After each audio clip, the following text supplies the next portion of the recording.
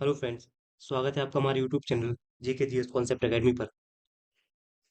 पिछले लेक्चर में हमने देखा कि जो एमपीपीएससी प्री 2024 का जो प्रीलिम्स का सिलेबस है, उसमें जो हमारा पहला पॉइंट था भारत का इतिहास, इसका हमने सिलेबस को डिकोड किया था।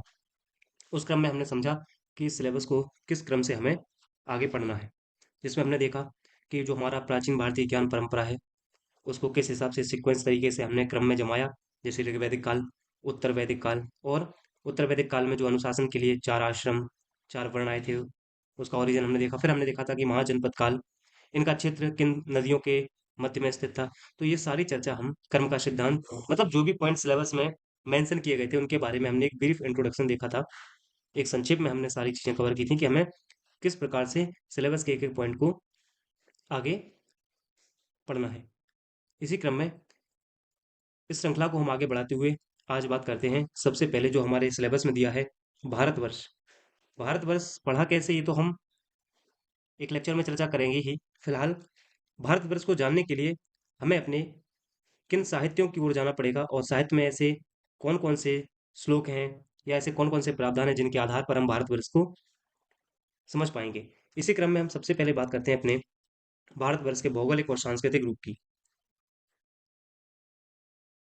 अगर हम भारतवर्ष का भौगोलिक एवं सांस्कृतिक रूप देखते हैं तो दोस्तों, भौगोलिक और सांस्कृतिक रूप को समझने के लिए हमें अपने भारत की नदियां, सरोवर, पर्वत, धार्मिक आस्था केंद्र जो हमारे, एवं जो हमारे संस्कृत साहित्य ग्रंथ हैं और जैन और बौद्ध ग्रंथ हैं, इनका अध्ययन करके हम अपने भारतवर्ष की भौगोलिक और सांस्कृतिक जो विविधताएं हैं उनको समझ पाएंगे।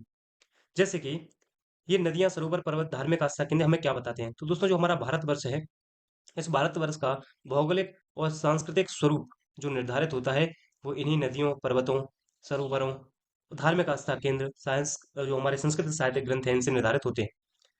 किस हिसाब से निर्धारित होते हैं, आइए इसको समझते हैं। सबसे हम पहले बात करते हैं नदियों की। अगर हम नदियों की बात करते हैं दोस्तों, तो हमारे ऋग्वेद में नदियों का वर्णन है। जैसे सिंधु, सिंधु को सिंध कहा गया है। झेलम, जिसका प्राचीन नाम वितस्ता है। चिनाब, रावी, व्यास, सतलुज, घग्गर, यमुना, नर्मदा, नर्मदा को रेवा कहा गया है। गोदावरी, कृष्णा, कावेरी, ये कहीं ना कहीं हमारे साहित्यिक स्त्रोतों में श्लोकों के माध्यम से इन नदियों का वर्णन किया गया, जिससे हम अपने भारत की भौगोलिक सीमाओं के बारे में समझते हैं। अब यहाँ पे बात, सबसे पहले हम गंगा नदी की बात कर लेते हैं दोस्तों। वर्तमान में ये हमारे भारत की राष्ट्रीय नदी है, नेशनल रिवर है। गंगा हमारी राष्ट्रीय नदी है। अब सबसे पहले बात करते हैं नदियां हैं क्या। दोस्तों, अगर हम भारतवर्ष को, अपने देश को अगर हम शरीर मान लें, तो जो हमारी नदियां हैं, ये भारत रूपी शरीर की सिराएं कहलाएंगी। क्या कहलाएंगी? भारत रूपी शरीर की सिराएं। जिस प्रकार से हमारे शरीर में रक्त सिराओं और धमनियों के माध्यम से बहता है, उसी प्रकार से नदियां भारत की सिराएं हैं। इन नदियों का सांस्कृतिक महत्व भी है, धार्मिक महत्व भी है। इससे हम अपने भारत की भौगोलिक और सांस्कृतिक एकरूपता को समझने में ये नदियां हमारी बहुत मदद करती है। इसी प्रकार से हम सरोवरों की बात करते हैं, तो भारत में 5 सरोवर बहुत प्रसिद्ध हैं। जैसे कि कैलाश मानसरोवर, नारायण सरोवर, पुष्कर सरोवर, पंपा सरोवर और बिंदु सरोवर। ये 5 सरोवरों की चर्चा हमारे ऐतिहासिक ग्रंथों में है। अगर हम कैलाश मानसरोवर की बात करेंगे तो हमारे हिमालय के केंद्र में स्थित है। नारायण सरोवर गुजरात राज्य में स्थित है। पुष्कर सरोवर हमारे राजस्थान अजमेर में स्थित है। पंपा सरोवर मैसूर कर्नाटका में स्थित है। और इसी प्रकार से बिंदु सरोवर सिद्धपुर गुजरात में स्थित है। तो ये 5 सरोवर है। इसी क्रम में हम 4 धामों की बात करते हैं दोस्तों। 4 धाम हैं बद्रीनाथ, जगन्नाथपुरी, रामेश्वरम, द्वारका। अगर हम भारत के उत्तर में बात करेंगे तो उत्तर में है बद्रीनाथ, पूरब में है जगन्नाथ, दक्षिण में है रामेश्वरम और पश्चिम में है द्वारका। द्वारका गुजरात में स्थित है, रामेश्वरम तमिलनाडु में है, बद्रीनाथ उत्तराखंड में और जगन्नाथपुरी उड़ीसा में स्थित है। इन्हीं 4 धामों पर शंकराचार्य के द्वारा 4 मठों की स्थापना की गई, भारत की चारों दिशाओं में। ये 4 मठ कौन कौन से हैं? ज्योतिर्मठ, गोवर्धन मठ, वेदांत ज्ञान मठ जिसको हम श्रृंगेरी मठ कहते हैं, और शारदा मठ। ये चारों दिशाओं में 4 मठ और 4 हमारे धाम। ये भी हमारे भारत की सांस्कृतिक विरासत के बारे के ये भी हमारे भारत की सांस्कृतिक विरासत के सूचक हैं। इसी क्रम में हम आगे बढ़ते हैं दोस्तों। तो 4 धाम के अलावा भारत के जो हमारे ऐतिहासिक ग्रंथ हैं, उनमें 7 पुरियों की चर्चा है। अब ये 7 पुरी कौन कौन सी हैं, एक नजर हम इन पे डाल देते हैं। जैसे 7 पुरियों की बात करेंगे तो अयोध्या, दूसरी है मथुरा, तीसरी काशी, चौथी माया, 5वें नंबर पे है कांची, 6वें पे है द्वारका और 7वें नंबर पे है अवंतिका। तो ये सात पुरियों का उल्लेख हमारे साहित्यिक ग्रंथों में देखने को मिलता है। तो ये हमारी सात पुरी हुई। इसी क्रम में हम बात करते हैं द्वादश ज्योतिर्लिंग की। तो भारत में 12 ज्योतिर्लिंग हैं, जिनमें रामेश्वरम तमिलनाडु में, सोमनाथ गुजरात में, मल्लिकार्जुन आंध्र प्रदेश में, महाकालेश्वर मध्य प्रदेश में, ओमकारेश्वर मध्य प्रदेश में, केदारनाथ उत्तराखंड में, भीमाशंकर महाराष्ट्र में, विश्वनाथ उत्तर प्रदेश में, त्र्यंबकेश्वर भी महाराष्ट्र में है, वैद्यनाथ झारखंड में, नागेश्वर गुजरात में और कृष्णेश्वर महाराष्ट्र में। ये हमारे 12 ज्योतिर्लिंग हैं। ये भी हमारे भारत की सांस्कृतिक विरासत के रूप में देखे जाते हैं। अब बात आती है दोस्तों, हम बात क्या कर रहे थे, नदियां, पर्वत, पहाड़, ये सब क्या बताते हैं, भारत का भौगोलिक और सांस्कृतिक स्वरूप। इनको निर्धारित करने का कार्य इन्हीं नदियों, इन्हीं सरोवरों, पर्वतमालाओं, धार्मिक आस्था केंद्रों, जैसे हमने देखे भी, सातपुरी, चार धाम, द्वादश ज्योतिर्लिंग, ये क्या है, हमारे धार्मिक आस्था केंद्र। ये सभी भारतवर्ष की भौगोलिक और सांस्कृतिक स्वरूप को निर्धारित करते हैं। अब हम बात करते हैं भारतवर्ष की सीमा। तो भारतवर्ष की सीमा के बारे में दोस्तों एक श्लोक है, उत्तरयत समुद्रस्य हिमाद्रिश्चैव दक्षिणम वर्षम तद भारतम नाम भारती यत्र संतति। अर्थात क्या कहने का मतलब है, इस श्लोक का तात्पर्य है कि समुद्र के उत्तर में और दक्षिण में हिमालय के दक्षिण में जो क्षेत्र स्थित है, जो देश स्थित है, उसको कहा गया है इस श्लोक के माध्यम से भारतवर्ष। और इस भारतवर्ष में जो यहाँ की जनता है, जो यहाँ की जनसंख्या है, उसको कहा है भारतीय संतति। तो ये श्लोक हमें क्या बताता है, हमारे भारत की भौगोलिक सीमाएं। जिसमें कहने का क्या तात्पर्य, जैसे हिंद महासागर के उत्तर में अगर हम बात करें, यहाँ पे मान लीजिए ये हमारे भारत का मैप है।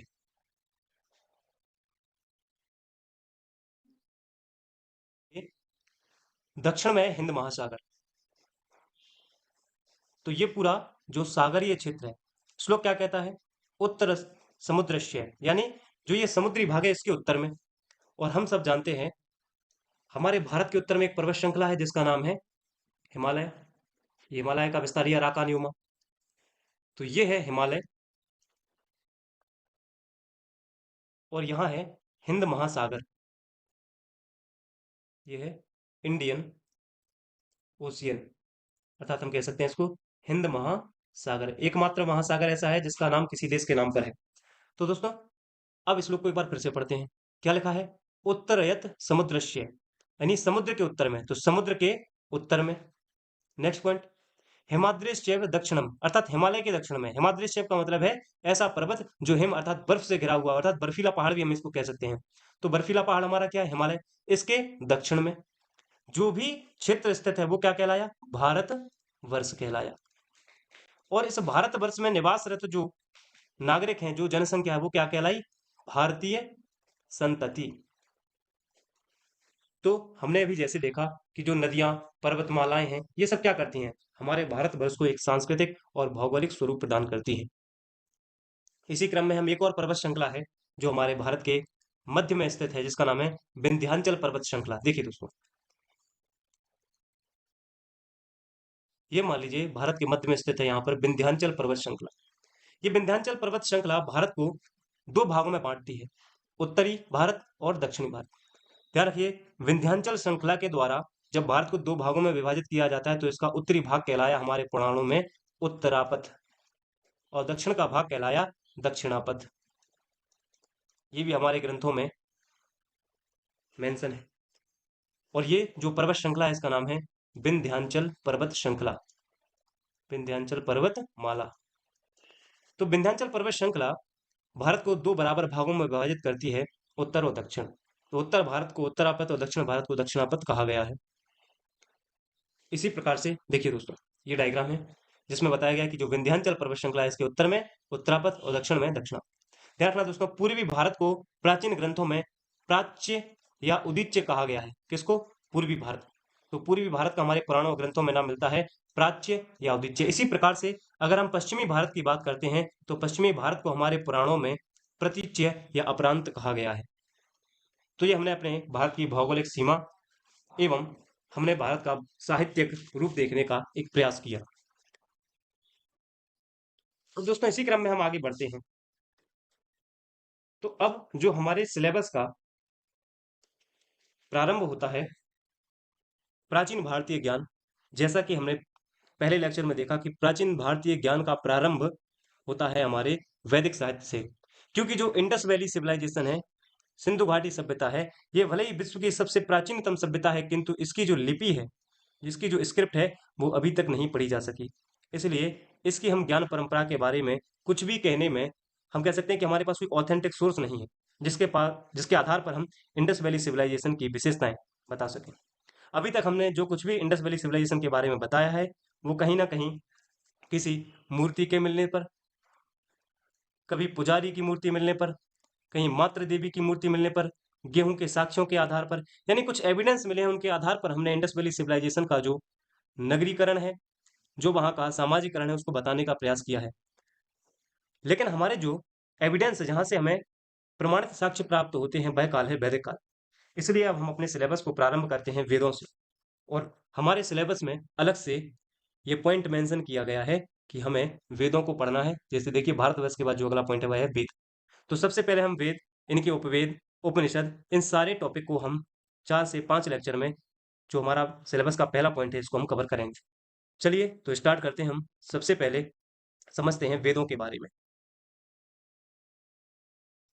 वेद, और वेद का जो काल है, इसको हम वैदिक साहित्य के रूप में देख सकते हैं, वैदिक लिटरेचर। चलिए, अब जब हम वैदिक साहित्य की चर्चा करते हैं, तो यहां से प्रश्न उठने स्वाभाविक से हैं कि वेद होते क्या हैं, वेद का अर्थ क्या है। सबसे पहले तो दोस्तों, वेदों को भारतीय साहित्य की आत्मा कहा गया। हमारे वेदों को भारतीय साहित्य की आत्मा कहा गया है।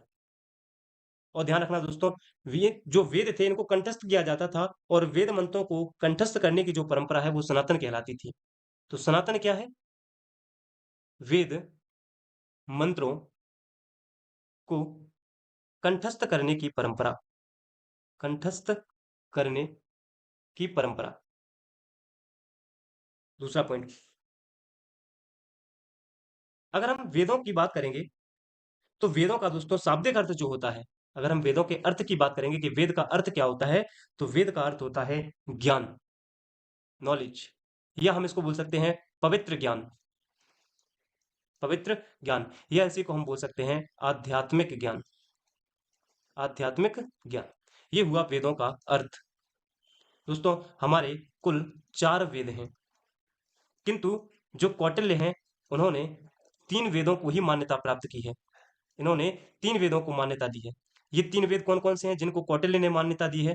तो इन 3 वेदों में आता है ऋग्वेद, यजुर्वेद और सामवेद। इन 3 वेदों को मान्यता दी है कौटिल्य ने। किंतु कुल वेदों की संख्या कितनी है? 4। अब सबसे पहली बात आती है कि वेदों का विभाजन किस आधार पर किया गया। तो आइए दोस्तों समझते हैं हम कि वेदों का विभाजन किस आधार पर हुआ। वेदों के विभाजन का जो आधार है, वेदों का विभाजन, ये हुआ है ज्ञान की संप्रेषणशीलता के आधार पर। ज्ञान की संप्रेषणशीलता के आधार पर। किस आधार पर किया गया है? ज्ञान की संप्रेषणशीलता, अर्थात ज्ञान को एक जगह से दूसरी जगह संप्रेषित करना। इस संप्रेषण के क्रम में हमने वेदों को मुख्यतः 3 भागों में विभाजित किया था। अब 3 भागों के आधार क्या है, ये समझते हैं पहले तो हम। तो सबसे पहले ये 3 आधार लिखते हैं हम। ये 3 आधार किसके हैं? ज्ञान की संप्रेषणशीलता के। पहला, ज्ञान को पहले संप्रेषित किया गया पद्य के रूप में। दूसरा, ज्ञान को संप्रेषित किया गया गद्य के रूप में।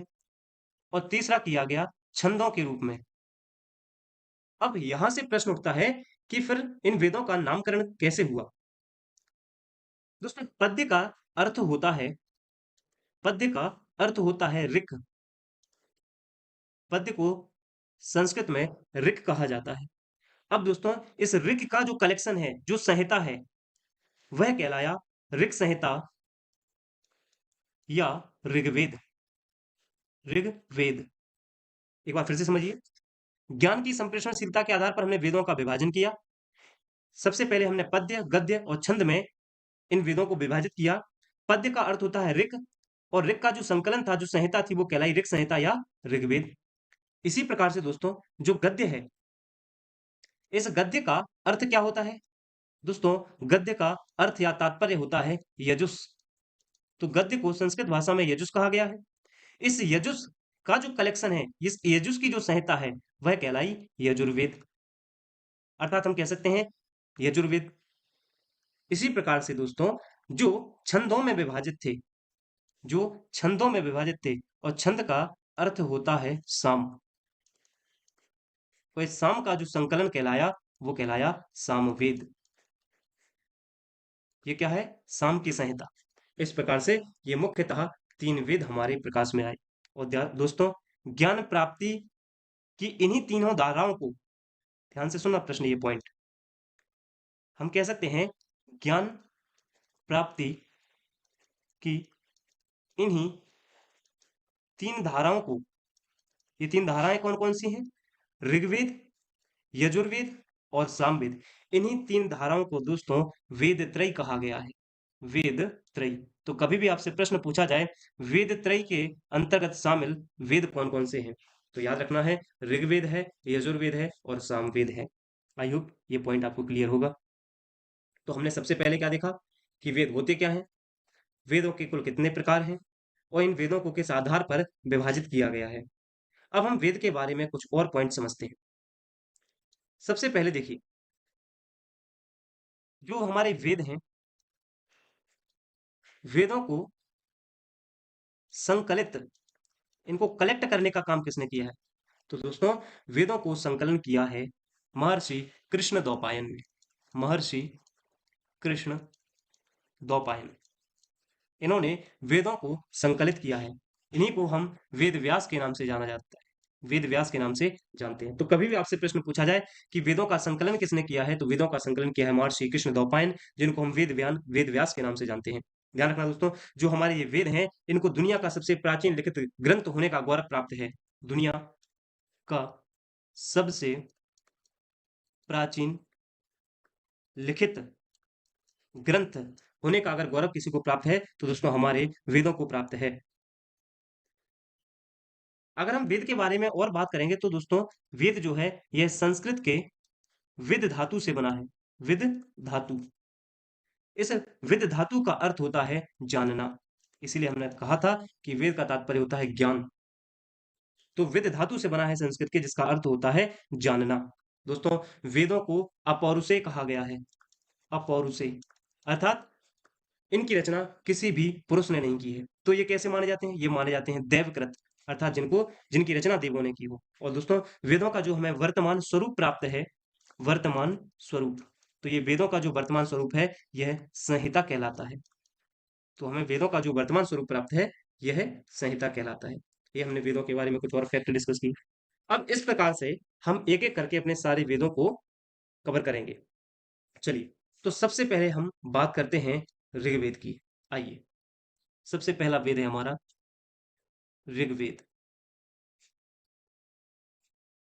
अब ऋग्वेद के बारे में हमें क्या क्या पॉइंट कंठस्थ करने हैं या याद रखने हैं, जो कि एग्जाम की दृष्टि से महत्वपूर्ण है। तो सबसे पहले तो दोस्तों, यह सबसे प्राचीनतम वेद है। पहला पॉइंट, ऋग्वेद चारों वेदों में सबसे प्राचीनतम वेद है।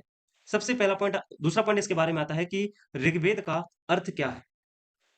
तो ऋग्वेद का अर्थ है ऐसा ज्ञान जो ऋचाओं में बद्ध हो। ऋचाओं अर्थात मंत्र, ऋचाओं में बद्ध हो। क्या कहलाता है? ऋग्वेद कहलाता है। ऋग्वेद को दोस्तों, ऋग्वेद के दो विभाग हैं। कितने विभाग हैं? दो विभाग हैं। कौन कौन से दो विभाग हैं? आइए ये देख लेते हैं हम। ऋग्वेद के अगर हम दो विभागों की बात करेंगे, तो ऋग्वेद का एक विभाग है अष्टक क्रम, वहीं दूसरा विभाग कहलाता है इसका मंडल क्रम। तो ये दो विभाग हुए ऋग्वेद के, अष्टक क्रम और मंडल क्रम।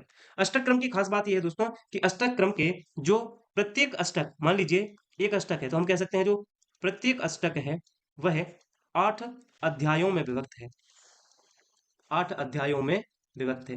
हम कह सकते हैं कि जो ऋग्वेद के 8 अष्टक हैं, अगर हम किसी एक अष्टक की बात करेंगे, तो उस एक अष्टक में कितने अध्याय हैं? 8। इस प्रकार से 8 अष्टक हैं और हर अष्टक में 8 अध्याय हैं। तो इस प्रकार से ऋग्वेद के अष्टक क्रम में कुल कितने अध्याय हुए? 64 अध्याय हुए। ये प्रश्न बन सकता है, याद रखेंगे हम। नेक्स्ट पॉइंट, मंडल क्रम की बात करते हैं। दोस्तों, मंडल क्रम में जितने भी ग्रंथ हैं, ग्रंथों को उन समस्त ग्रंथों को 10 मंडलों में विभाजित किया गया है। तो मंडल क्रम के जितने भी ग्रंथ हैं, उनको कितने मंडलों में विभक्त किया गया है? 10 मंडलों में विभक्त कर दिया गया है। अब ध्यान से देखिए दोस्तों, मान लीजिए 10 मंडल हैं, तो जो मंडल हैं, मंडल विभाजित होते हैं अनुवाक में। अनुवाक अनुवाक विभाजित होते हैं सूक्त में, और सूक्त विभाजित होते हैं दोस्तों ऋचाओं में। और हमने कहा था वेदों का अर्थ है ऋचाओं। ऋचाओं को हम मंत्र भी बोल सकते हैं, मंत्र। और यहाँ पे हमने क्या देखा था? ऋग्वेद का अर्थ क्या है? ऋग्वेद का अर्थ है ऐसा ज्ञान जो ऋचाओं में बद्ध हो। तो ऋचाएं क्या होती हैं? आई होप यहाँ समझो। 10 मंडल है। मंडलों की संख्या कितनी है? 10। अगर हम अनुवाक की बात करेंगे दोस्तों, तो अनुवाक है 85। अगर हम सूक्तों की बात करेंगे, तो सूक्त वर्तमान में है जो कुल 228 हैं। अब ये क्यों लिखा है? एक मिनट बाद बताता हूँ आपको। तो सूक्त हुए 1028, और कुल मंत्र हैं ये है 10,552। तो ऋचाएं कितनी हुई? 10,552। सूक्त कितने हुए? 1028। अनुवाक कितने हैं? 85। और मंडल कितने हैं? 10। अब यहाँ पे हम सूक्त के बारे में 2 पॉइंट समझ लेते हैं। दोस्तों, अगर हम सूक्त को देखते हैं तो मूलतः, अगर हम मूलतः की बात करते हैं यानी प्रारंभिक तौर पर इन सूक्तों की संख्या थी 1017, किंतु बाद में इसमें 11 बाल खिल्य जोड़े गए। जब इनमें 11 बाल खिल्य जोड़े गए, तब इनकी टोटल संख्या होती है 1028। आई होप ये पॉइंट क्लियर होगा। अब दोस्तों, इन सूक्त या ऋचाओं के, जैसे ऋग्वेद के जो सूक्त हैं, इनकी रचना किसी ना किसी ने की होगी। तो अगर हम इन सूक्तों के रचयिता की बात करते हैं, राइटर, तो इनमें रचयिता दोनों ही हैं। एक तो महिला और पुरुष। सबसे पहले हम इन ऋचाओं के महिला राइटरों की बात करते हैं। महिलाओं से प्रश्न पूछे जा सकते हैं कि बताइए, ऋग्वेद की ऋचाओं को लिखने के क्रम में या उनको ऋचाबद्ध करने के क्रम में किन किन महिलाओं का योगदान है? तो यहाँ पे जो महिलाओं के नाम आते हैं वो क्रमशः हैं लोपामुद्रा, घोषा, अपाला, विश्वबारा और कक्षावृति। ये कुछ मुख्य महिला विदुषी हैं जिन्होंने ऋग्वेद के सूक्तों की रचना की। इनमें दोस्तों लोपामुद्रा प्रमुख हैं। लोपामुद्रा क्षत्रिय वर्ण की थी, क्षत्रिय वर्ण। किंतु इनका विवाह हुआ था अगस्त्य ऋषि के साथ। अगस्त्य ऋषि के साथ ये प्रश्न आपसे पूछा जा सकता है। वहीं अगर हम इनके पुरुष रचयिताओं की बात करते हैं, तो पुरुष रचयिताओं में क्रमशः नाम आते हैं ग्रथ समद,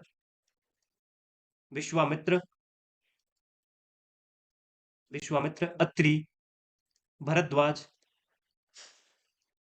इसी प्रकार से वशिष्ठ एवं वामदेव इत्यादि पुरुष रचयिता माने जाते हैं ऋग्वेद के। तो हमने ऋग्वेद में क्या क्या देखा? देखिए, हमने कहा जो हमारा ऋग्वेद है, इसमें कुल 10 मंडल, 1028 सूक्त हैं इसमें, एवं 10,552 इसमें ऋचाएं हैं। ऋचाएं अर्थात मंत्र हैं। अब यहाँ पे बात आती है दोस्तों, जो हमारा ऋग्वेद है, इस ऋग्वेद की तुलना की गई है ईरानी ग्रंथ जैंद अविस्ता से। जैंद अविस्ता ये ईरानी ग्रंथ है जिससे तुलना की गई हमारे ऋग्वेद की। तो हमने देख लिया 10 मंडल, 1028 सूक्त, 10,552 ऋचाएं हैं, और ऋग्वेद की तुलना जैंद अविस्ता से की गई। अब दोस्तों, जो 10 मंडल है हमारे, इनमें 2 से लेकर जो 7 मंडल है हमारे, 2 से लेकर 7वें मंडल तक, इनको दोस्तों गोत्र मंडल, या इन्हीं को वंश मंडल, या इन्हीं को ऋषि मंडल कहा गया है। ऋषि मंडल के नाम से जाना जाता है। तो आपसे प्रश्न पूछा जाएगा गोत्र मंडल क्या है? तो आप कहोगे 2 से लेके 7वां जो मंडल है ऋग्वेद का, वह गोत्र मंडल या वंश मंडल या ऋषि मंडल के नाम से जाना जाता है। और दोस्तों, यही मंडल सबसे प्राचीन मंडल माने जाते हैं, प्राचीन मंडल। अब जो पहला,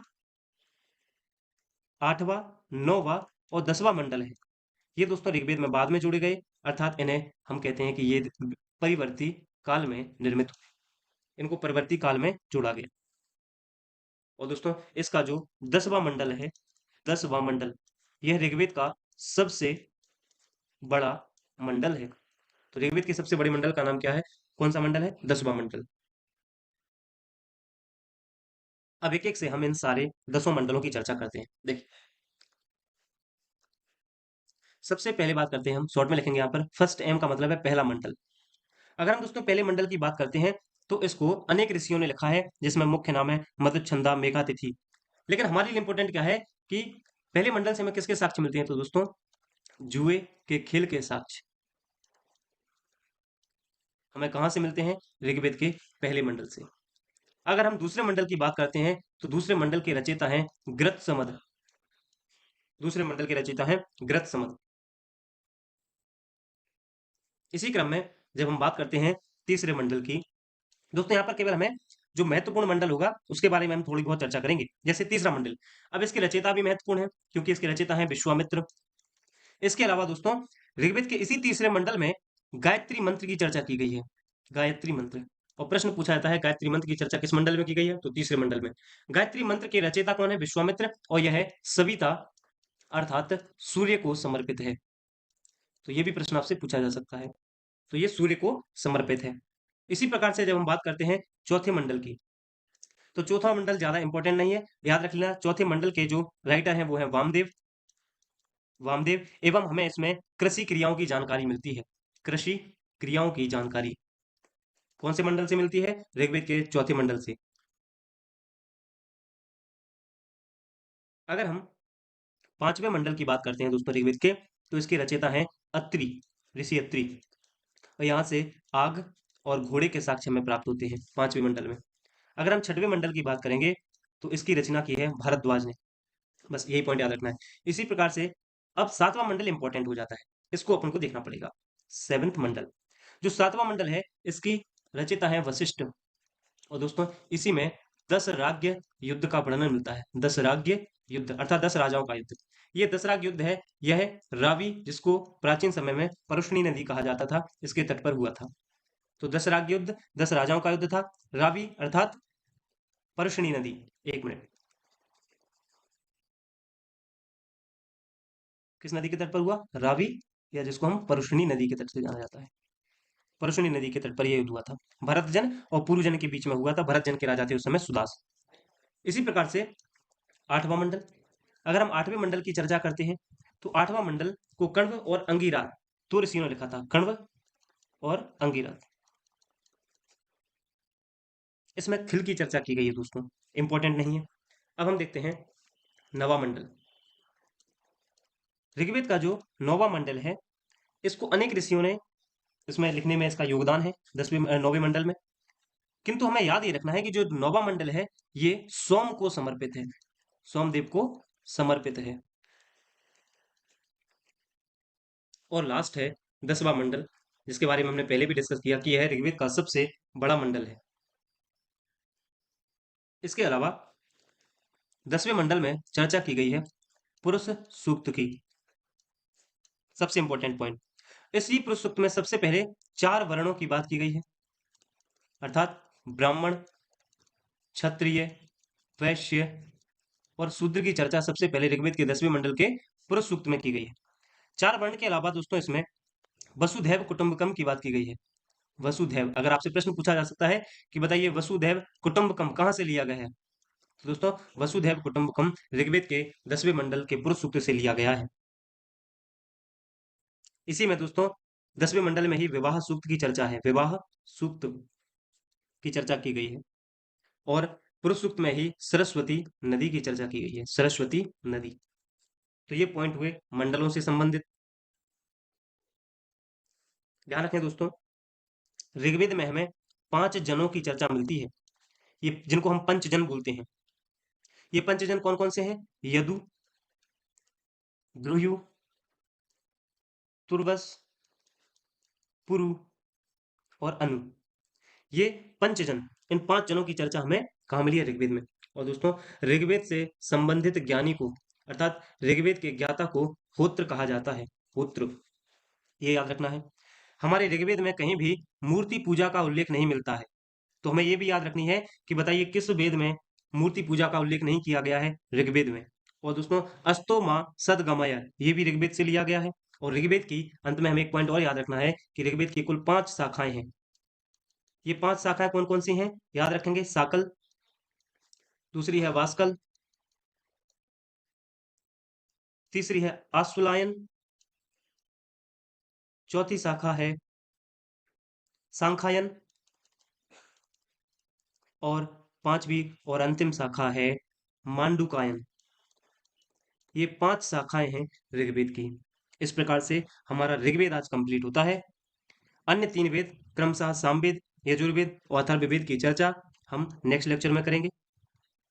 तो ऋग्वेद से संबंधित जितने भी फैक्ट थे, जो भी कॉन्सेप्ट था, या वेदों से संबंधित जितने फैक्ट और कॉन्सेप्ट थे, ये हमने आज की वीडियो में देखे। अगर आपको आज का वीडियो पसंद आया हो तो वीडियो को लाइक करें, कमेंट करें, ज़्यादा से ज़्यादा अपने दोस्तों के साथ इस वीडियो को शेयर करें। मिलते हैं नेक्स्ट लेक्चर में। Thank you.